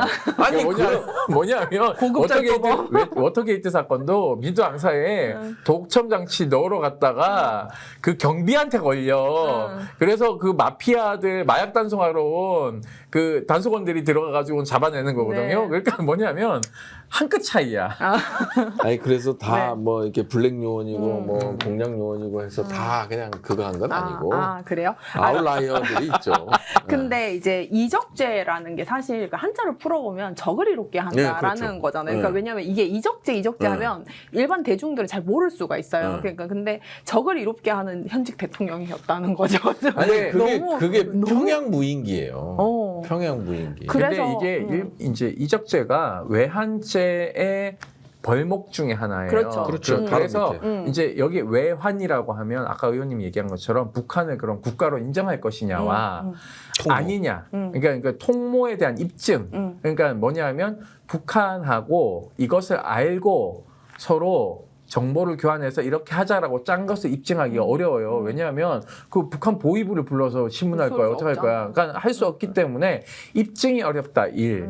2번째 입증을 한다 하더라도 외환이니까 외국으로 북한을 볼 것이냐에 대해서 이것이 들어가면 분명히 법리로 깰 거기 때문에 그냥 일반 이적죄가 그건 가능하죠. 네, 그러니까 이제 그 입증은 된 거잖아요. 이적이라는 그렇죠. 게 입증은 된 건데 평양에 무인기를 보냈잖아. 네. 그러면 이제 평양에 무인기를 보내는 거는 한미 동맹을 와해시키고 그다음에 이제 합참의 작전 지휘 체계를 유리냈고 그렇죠. 정전 연합사의 한반도 위기 관리 연합사령관의 한반도 위기 관리 권한을 침해했고 네. 그다음에 유엔 사령부의 정전 협정 관리를 또 침해한 거잖아요. 네. 그렇기 때문에 걸릴 게 그리고 많아. 이제 평양에 무인기가 떨어져서 우리 그 부대 위치가 다 노출되고 경로가 노출되고 이런 것들이 전부 노출됐잖아요. 그럼 그러니까- 적을 이렇게 한 건 맞아. 맞아. 근데 문제는 뭐냐면 전쟁을 일으키려 했잖아요. 전쟁을 일으키려 했던 거는 적을 이렇게 하는 걸 넘어서 외환이잖아요. 그러니까 저도 이제 그래서- 외환이 사실 그러니까 통모가 굳이 있을 필요가 없거든요. 그래서 그거예요. 네. 그래서 어. 이 형법에 대한 개정이 필요하다. 네, 이런 형법 상황. 개정. 우리가 필요하죠. 실제 무기를 북한에 보내본 건 최초의 사례거든. 그렇죠. 전부 남한에서만 이루어졌어요. 막 댓글 공작하면서 이제 맞아. 뭐 일어나고 그다음에 그쵸. 뭐 저 어디 중국 가갖고 북한 참사 만나갖고 야 총 몇 발 쏘아줘 뭐 이런 거만 있었지. 북풍유도하고. 그렇죠. 평양 상공에 320m까지 무인기가 3m, 2m짜리가 이 폭이 날개 폭이 3m, 길이가 2m짜리가 날아다니면서 소왕 하면서 경운기 소리 내면서 거기를 돌아다녔는데 그러니까 근데 네. 이게 이 약간 외환죄로 가야 되는 거예요. 외환죄에 대한 네. 부분을 사실은 이제 모르겠어요. 특검이 이제 발표할 때 내란 특검이 자세한 거는 네. 군사기밀상 더 이상 발표 밝혀졌다. 못한다라고 하는데 그거는 재판에서 밝혀질 거예요. 예, 이제 입증을 할 건데 저는 이제 공소장을 아직 못 봤기 네. 때문에 그리고 증거 현출을 못 봤기 때문에 조금 따져봐야 될 지점은 있지만 공소장이 왔어요.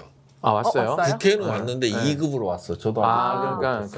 그렇군요. 보셔야 되고 네. 왜냐하면 외환 유치죄에 대해서 네. 미수도 적용이 가능해요. 그렇죠. 미수범 그러니까 처벌 규정이 이제 있습니다. 미수범도 처벌하게 돼 있어요. 그러면 미수범은 처벌한다라고 하니까 미수범도 동일하게 처벌해요. 네. 그러니까 아까 얘기한 사형, 무기가 가능하기 때문에 미수범으로도 공소사실을 일부 변경할 수 있어요. 그래서 주의적 공소사실과 예비적 공소사실. 그러니까 주의적 공소사실은 뭐 일반 이적죄를 하고 예비적인 예비적으로. 공소사실을 외환유치죄 미수 이렇게 해서 걸 수도 있는데 그거는 아마 특검에서 더 법률 따져봐야 검토를 되지만 우리도 네. 법률을 잘 따져봐야 된다. 그렇죠.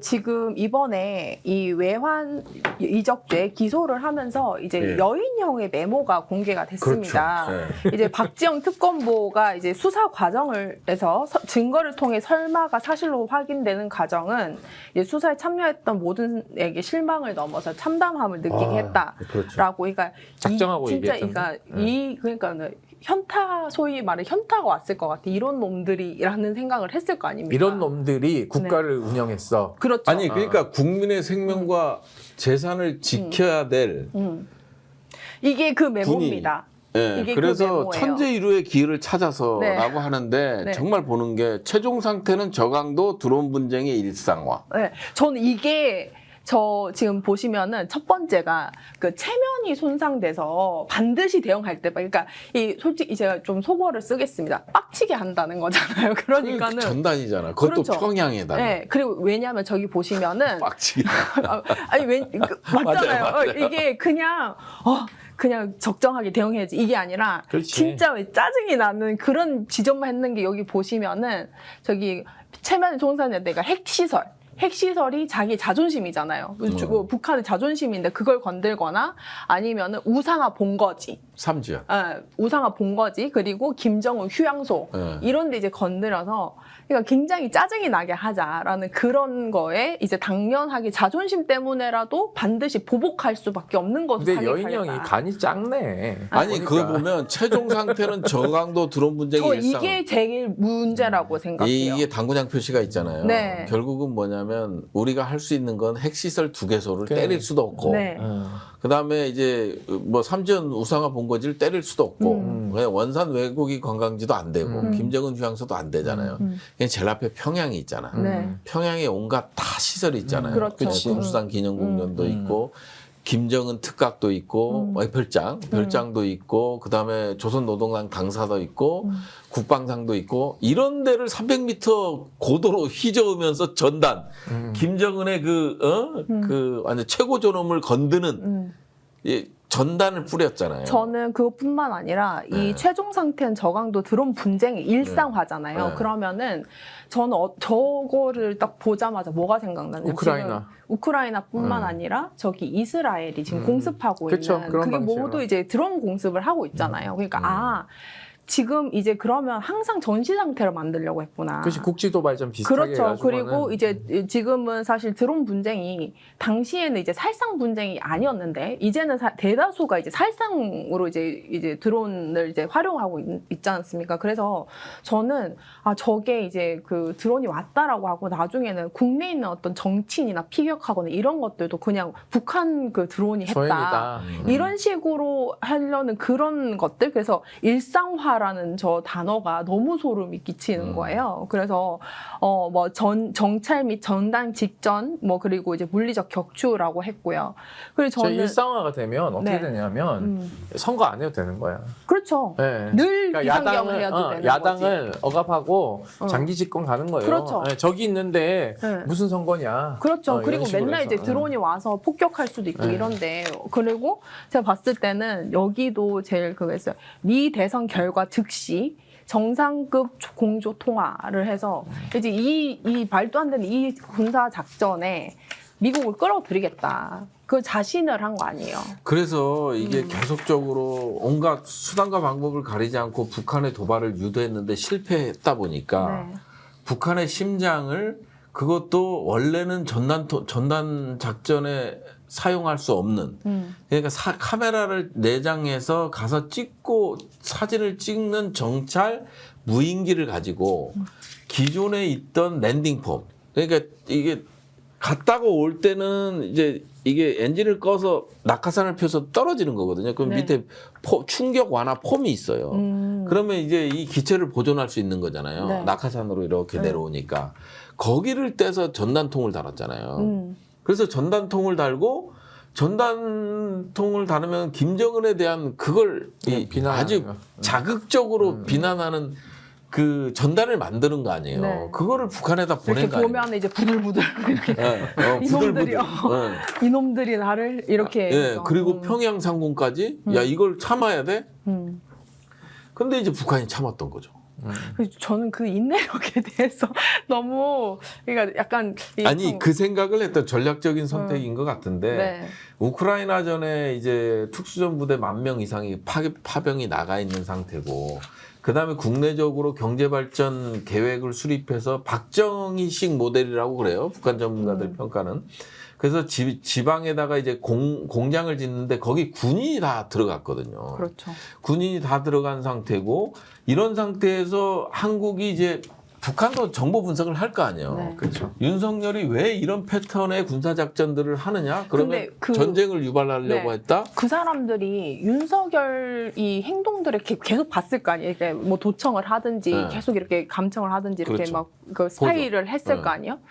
뭔 생각을 했을까요? 진짜 희한한 겁니다. 아니 그 진짜? 북한 입장에서는 윤석열의 인식은 여기서 하면 우리가 이제 도발을 하면 저쪽에서는 응징을 할 테고 그러면 전쟁으로 간다라는 생각을 했을 거예요. 그렇죠. 생각을 하는데 지금 남북이 이렇게 대치하는 상태면 관계가 없는데 우크라이나 전쟁이 그렇죠. 있는 거야. 그러니까 두 개 전선을 가지고 했을 때는 우리는 자칫하다가 이 정권이 끝난다라는 생각. 그렇죠. 그런 생각에 최대한 절제했던 것 같아요. 최대한 절제하고 우리도 그러잖아요. 북한에서 오물풍선이 넘으면 선을 넘으면 진짜 제대로 대응하겠다. 합참에서 그 발표를 저는 정말 오물풍선이라는 생각을 한 게 너무 웃긴 거예요. 그래서 그 선을 넘는 게 그 선이 뭐냐.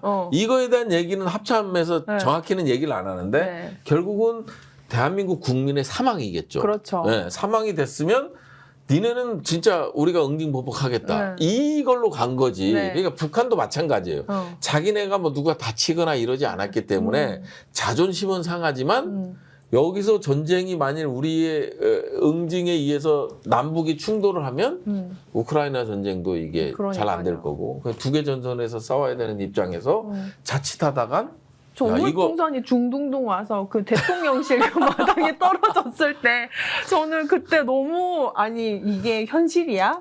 이 현실감도 없고 너무 무슨 코미디 영화도 아니고 그런 느낌을 되게 받았었거든요. 그래서 이제 네. 확실히 북한도 우리 측하고 전쟁을 일어났을 때 김정은 정권의 몰락도 하나의 시나리오로 있었기 때문에 참지 않았나. 그렇죠. 그리고 중국하고 관계도 그때는 소원했기 때문에 네. 그 여러모로 이제 전선이 두 개가 됐다간 끝장난다고 생각할 수도 있죠. 네. 네, 이제 마지막입니다. 마지막이요. 이제 이거는 우리 그 임태훈 소장님이 방송마다 한 거의 7회까지 했으니까 7화 내도록 했던 신상필벌. 네. 드디어 네. 이제 이 이재명 정부가 신상필벌을 본격적으로 하겠다라고 이제 내란 청산을 이제 행정부 차원에서도 본격적으로 하겠다라는 이제 그 의지를 이제 발표를 했습니다. 그 이재명 정부의 내란 가담 공직자를 이제 색출하겠다. 이게 주로 이제 뭐 국방부 부처 그리고 뭐 기재부도 지금 아예 특정을 했던 것 같아요. 뭐 행정부도 그렇고 이런 그 행안부도 그렇고 이렇게 되는데 그 여기에서 가장 그 요번 국정감사에서까지 나가셔서 신상필벌한다. 이제 그리고 누가 이제 몰래 그 내란에 가담했는데 지금 승진했다고 다 일러 바치셨던 우리 임태훈 선생님. 아니 그리고 이번에 장군 인사가 나잖아요. 네. 그때도 하실 거죠? 기자회견. 할것 같은데. 잘못되면은 해야 되는데요. 네. 내란 TF가 지금 이제 구성이 곧 이제 사실은 이제 헌법수호 이렇게 이제 얘기했지만 사실 내란 청산 TF죠. 네. 내란 청산 TF고. 근데 이게 이름이 너무 좀 그래요. 제 취향 아니야. 아니 약간 저는 이재명 정부가 다 좋은데 너무 점잖으려고 하는 것 같아요. 원래 그런 캐릭터가 아니었지 않나요? 아니요, 그러니까 이게 지금 어. 뭐냐면 그 대통령 입장에서는 이게 지금 총리께서 지금 그 건의해서 그 총리실의 TF가 구성이 되는 겁니다. 네. 그렇죠. 이게 이제 만들어지게 되는 거고 아까 말씀하신 것처럼 중앙부처 49개가 대상이에요. 네. 49개가 대상이고 그 집중 점검을 이제 쭉 하는데 집중 점검 대상은 군, 경입니다. 그리고 이제 총리실, 기재부, 외교부, 법무부, 행안부, 문체부, 소방청, 해경 뭐 이렇게 쭉 들어가요. 국방부도 포함되고 합참도 포함되는데요. 그러니까 여기서 그냥 대강-대충 하지 않겠다라는 겁니다. 왜냐하면 최근에 국방부도 자체적으로 감사관실에서 감사를 실시했는데 이게 의미가 있었나요? 대통령실로 보고가 됐어요. 아, 네. 대통령께서 이걸 보고 받으셨는데 뭐 택도 이렇게. 마땅찮았겠죠. 왜냐하면 저희가 내란 가담자들이 진급했다는 발표를 몇 번을 하지 않았습니까? 그러니까 이미 우리가 발표한 자료도 있고 뭐 비교 분석했을 수도 있고요. 그리고 그 사이에 정보가 많이 쏟아졌기 때문에 대통령실도 이것이 이거 뭐야? 이렇게 하는 건가요? 문제가 있다고 보는 거죠. 거기에 지금 검찰이 그 대검도 지금 그렇죠. 선관위 들어가는 거에 대해서 사전 협의를 했죠. 정보사랑 하고 이랬기 때문에 이거 그냥 대충 해서는 안 되겠구나. 그렇죠. 왜냐하면 이런 식으로 인사 2번 돌려버리면 그 내란 가담자는 세탁이 됩니다. 당연하죠. 네, 그래서 이것을 발본색원하기 위해서 이 혁신에 가까운 이제 TF를 구성하고 그걸 각 부처가 TF를 구성하지만 총리실이 컨트롤하겠다. 외부 자문단도 구성해서 대면 조사도 하고 모든 방법을 가리지 않고 거의 수사에 준하게끔 하겠다는 방침인 것 같습니다. 근데 거기에 지금 국무총리 산하의 검찰개혁 추진단에 네. 검찰개혁을 반대했던 사람들이 80%가 있어요. 교수들이. 그렇군요. 네. 지금. 네. 그래서 저희가 이제 그 수사권을 줘야 된다. 무조건. 네. 검찰 수사 잘한다는 네. 사람들이 거의 한 4명 빼고 거기 다 이제 네.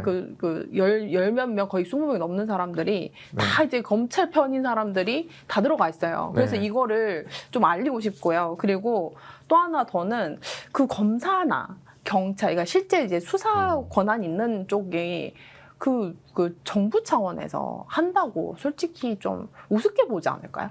저는 이거는 대통령 지시사항이라서 우습게 볼 문제는 아닌 것 같고 그리고 무엇보다도 국무총리께서 계엄을 처음에 할 거라고 네. 폭로를 하셨기 때문에 이 내란 청산에 대해서는 국무총리의 어떤 그 자기 의지도 의지지만 일종의 숙제라고 생각하실 겁니다. 그렇기 때문에 그날 국무회의에 앞서 좀 건의드릴 게 있다라고 하면서 양해해 주시면 발표하겠다고 해서 대통령하고 사전에 조율하고 발표하는 것이거든요. 왜냐하면 내각에 국무위원들이 있는데 뭐 자체적으로 다 하고 있는데 총리가 갑자기 발끈해서 얘기하는 모양새는 보기 좋지 않으니까 노정된 가운데 총리께서 국무위원들을 존중하면서 대통령에게 보고한 것이라서 이거는 뭐 본인의 진정성을 넘어서는 그 헌법 수호 의지가 강력하게 담겼다고 생각을 하고 그 있습니다. 네. 의원님은 이번 그 내란가담 이제 색출한다. 그리고 이제 그 뭐 헌법 종준 뭐, 뭐 정부 정부 혁신? 혁신 TF 이거 그냥 저는 신상필벌이라고 얘기를 하면은 이름도 거기에 걸맞게 그 내란 뿌리 뽑는다는 그런 의지가 팍팍 드는 이름이 들어야지 되고 적폐청산이라는 게 사실 뭐 실패했다 어쩌다 하지만 그래도 강렬하게 지금까지 남아 있지 않습니까? 그럼요. 그 박근혜 정부 때의 적폐 이런 네. 이 이미지가 남아 있기 때문에 어떻게든 기무사를 해편시켰기 때문에 네. 그 한동훈 체포하러 갔던 사람들이나 이런 그 방첩사 요원들이 편의점에서 주저주저 한 겁니다. 네. 왜냐? 어떻게든 지금 뭐 조윤천이나 이런 사람들이 재판 중이긴 하지만 내란으로는 기소가 안 됐어요. 네. 하지만 소광원 이런 사람들은 다 기소가 돼서 유죄를 받았거든요. 네. 그러니까 그 방첩사 요원들은 그게 겁이 나는 거예요. 아, 내가 잘못하면 감옥 갈 수도 있겠다라는 게 기무사 해편으로 교훈을 남겼기 때문에 이번에는 방첩사를 해체시켜야 된다는 거예요. 방첩사 해체. 그런데 이제 그 국방부 대변인을 해보셨잖아요. 네. 그 국방부 자체의 어떤 감사나 이런 것들이 사실 외부에서 보면 약간 되게 폐쇄적이다. 그렇죠. 그리고 굉장히 좋게 잘 끝내려고 한다. 그러니까 감사의 목적은 이 감찰을 해서 어떻게 그 자정을 하게끔 이 비리를 밝혀내서 어떻게 보면 그 준수사를 하는 곳인데 사실 그 동안은 군이건 대검 감찰부건 제가 겪었던 이 중요한 이제 그 부처들은 그런 거에 대한 뭐 국민의 기준에 전혀 부합하지 않았던 것 같아요. 근데 이게 보면요. 네. 문재인 정부 때 이중사 얘기를 자꾸 해서 그런데 이중사 사건 때 정말 메머드급으로 했거든요. 38명, 7명이 기소되고 네. 38명이 이제 징계를 받았어요. 그 단일 사건이잖아요. 네. 계엄은 이제 대한민국 전체를 대상으로 한 사건이잖아요. 맞습니다. 근데 그거에 단일 사건에 그 강력한 의지가 있었음에도 유족을 만족시키지 못했고 우리 옆에 계신 임태훈 소장도 만족시키지 못했어요. 그때 어떤 식이었냐면 조사본부, 감사관실, 군검찰 전부 동원됐거든요. 특임 군검사까지 임명했죠. 특임 해군의 여성 특임 검사까지 임명하는 네. 그 초강수를 둬서 했거든요. 그런데도 피해자 가족들에 대해서 만족을 시키지 못했어요. 그래서 여전히 아버님이 이제 또 싸움을 계속 하고 계신 국방부와 싸움을 계속 하고 있는 네. 입장인 거잖아요. 너무 힘들 것 같아요. 저도 그래서 이런 이게 그냥 그 단일 사건이잖아요. 네. 하나의 사건, 성폭력이라는 하나의 사건인데 지금 계엄인데 국방부나 이런 데를 보고 있으면 네. 조금 우려스러운 것들이 그런 거죠. 그러다 보니까 이제 제가 대정부질면서 그런 얘기도 네. 또 했고 충분히 국방부 뭐 검찰이 됐건 경찰이 됐건 정말 그 수사 조사를 네. 강력하게 할 수 있어요. 근데 특검이 먼저 발동이 되잖아. 네. 즉 말하자면 저희 같은 경우는 1차적으로 특임 검사를 둬서 우리가 먼저 시작했잖아요. 네. 공군이 했다가 실패해서 소국 장관이 국방부로 이관시켜서 거기서 이제 막 달려들 사람 다 들려졌지. 자, 예를 들어서 저 공군 법무관실을 수사해야 돼. 그러면 조사본부를 보내고 그다음에 검찰 20비 군검찰을 조사해야 돼. 아니 군사경찰을 조사해야 돼. 그러면 검찰을 보내고 이런 식으로 해서 해냈고 그다음에 이게 끝난 상태에서 미진하다고 특검으로 이어진 거거든요. 네. 근데 여기는 거꾸로 되다 보니까 특검을 먼저 하다 보니까 어떤 현상이 일어나냐면 숨겨주는? 아니 특검의 그 인력이 한계가 있잖아요. 맞습니다. 그러다 보니까 특검 어떻게 보면 나오냐. 군도 잘 모를 네. 수도 있고. 군도 네. 이 특검이 이제 군의 이 특성이라든지 시스템을 너무 모르니까. 그렇죠. 뭐 군 검사들도 파견 가고 뭐 군사 경찰도 파견 가지만 모르니까. 그러니까 이제 한정적일 수밖에 없잖아요. 자 봐요. 지금 단적인 예로 평양 무인기 사건만 딱 놓고 보면 그때 평양에 떨어진 무인기를 평양에 안 보낸 걸로 위조를 하기 위해서 서류로 비행기를 날린단 말이에요. 그러니까 평양에 비행기 하나가 떨어졌잖아요. 네. 우리는 안 보냈어. 그래서 백령도에서 다시 평양에 떨어진 비행기를 주로. 서류상으로 네. 띄어 올려서 네. 돌아오지 못하게 네. 추락한 걸로 위조하잖아요. 네. 그걸 국방부 감사관실로 보내잖아요. 그러면 국방부 감사관실은 그걸 그대로 인정했잖아요. 이 그 위조, 허위 공문서 위조하고 여기에 이 다 동원됐던 심사위원들부터 시작을 해서 이 사람들에 대해서는 아예 뭐 수사, 조사, 처벌이 전혀 없잖아요. 그 자리에 또 그대로 남아 있잖아요. 그렇죠. 네, 그래서 저는 아니 그런 사람들도 있고 내란도 마찬가지예요. 맞습니다. 내란도 법무 검토도 했을 거고 포고령에 대한 법무 검토 다 하게끔 돼 있잖아요. 네. 어찌됐든 이 사람들 지금 운이 좋아서 지금 특검에 레이더에 안 걸린 사람들 얼마나 많겠어요. 저는 이번에 그 표현을 하잖아요. 전 군단을 활용했다. 이 내란에. 그러니까 그 전 군단이라는 거는 우리나라의 뭐 육해공뿐만 아니라 이제 전 모든 이제 그러니까 여기서 군단이라는 건 육군의 이제 네. 8개 군단을 얘기하는 네, 거예요. 네, 네. 전반적으로. 네. 그래서 네. 김병주 의원이 네. 군단장들 다 네. 처벌해야 된다는 얘기를 네. 하는 게 이 계엄이 선포되면 이제 전부 다 그 소집되잖아요. 네. 그래서 그 3군단장이 양구군청 들어가게 해서 양구군청을 접수하잖아요. 그러니까 이런 놈들 왜 가만두냐는 얘기예요. 얘는 불법 계엄에 친위 구태타에 가담했기 때문에 구속시켜야 된다는 게 김병주 의원 뜻이고 우리 의원님 뜻이에요. 근데 이게 객관적인 것을 설명해도 수사권을 진 자가 아, 네. 그 저기 군단장한테 칼을 들이밀어야 되는데 안 들이미는 거예요. 그리고 강호필은 뭐 했냐, 지작사령관. 자기는 뭐 아무것도 몰랐다는 식으로 얘기하는데 천만에 만만해. 노상훈 수첩에 나오잖아요. 어떻게 친위 구테타군을 진압하는 군대를 출동하면 역구테타. 그러니까 얘들을 진압하는 건 강호필이라고 적어놨어. 역할이 이미 있었던. 그리고 여인영하고 30차를 통화합니다. 맞습니다. 그리고 그때 휴가를 받아서 알리바이 만들어내잖아요. 둘 다. 네. 대단하네. 그러니까 근데 전역시켰어. 네. 그러니까 이런 것들이 미진하면 어떻게 되냐? 제4의 구테타가 또 일어나지 말라는 법이 없다라는 거예요. 그렇죠. 저는 네. 근데 이게 좀 늦은 거 아닙니까? 여당 의원님?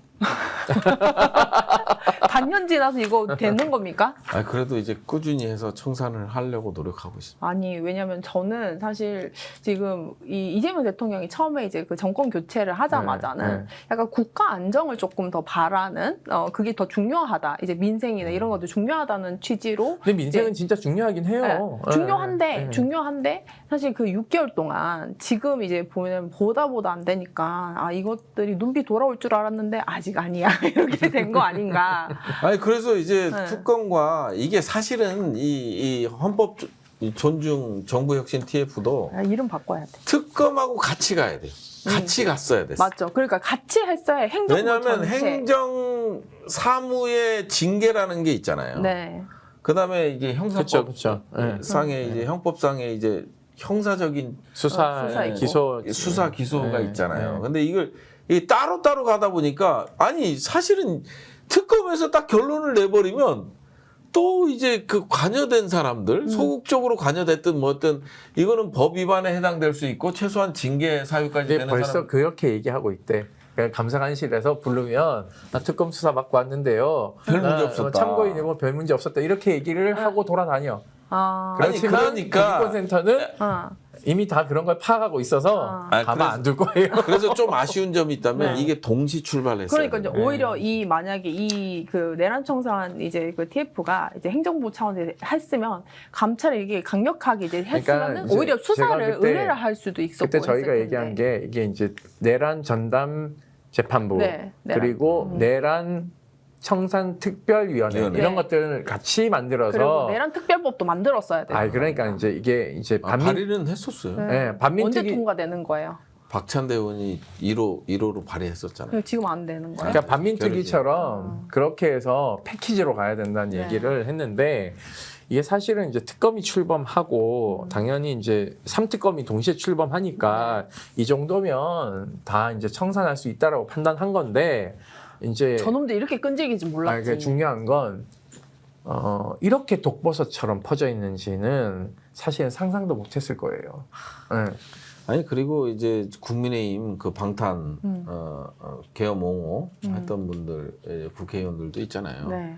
그런 분들에 대한 조사도 전혀 안 이루어지고 있는 맞습니다. 거잖아요. 지금 그런 상황이기 때문에 이제 특검이랑 이게 TF가 같이 출발했으면 특검 입장에서는 상당히 이제 수사를 하기 상당히 편했죠. 그렇죠. 네. 그래서 보니까 이제 2월 전에 2월까지 마무리하는 걸로 정리를 해놨더라고요. 그러니까 12월 말에 이제 내란 특검이 수사 종결하니까 11월 지금 한 20몇 채 빨리 출범을 시켜서 빨리빨리 착수하면 되는데 그거 뭐 제가 봤을 땐 그 일단 밝혀진 사람들이 좀 있기 때문에 1차, 2차, 3차로 나눠서 그 징계 의뢰하면 저는 크게 문제 없다. 그리고 수사는 특검이 끝난다고 끝나는 게 아니라 그렇죠. 국수본이 그 그렇죠. 수사를 이어갈 수 있기 때문에 예. 국수본하고 군사경찰, 그러니까 조사본부 이런 데서 하면 돼서 근데 나머지의 것들에 대해서 우리가 내란 특검이 못 밝힌 것들에 대한 것들은 조사를 해보고